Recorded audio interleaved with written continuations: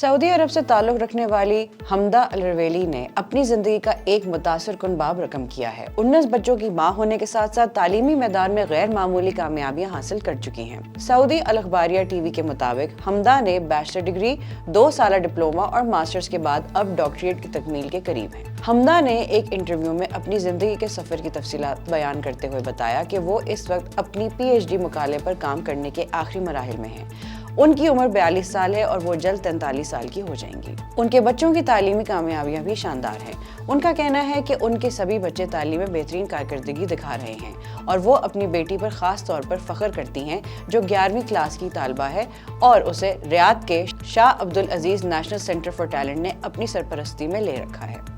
मजीद बरा उनके बच्चों की तालीमी कारकर्दगी 94% से कम नहीं। हमदा अलरवेली ने अपनी कहानी के जरिए साबित कर दिया कि मेहनत और लगन के जरिए बड़े से बड़े चैलेंजेस का सामना किया जा सकता है।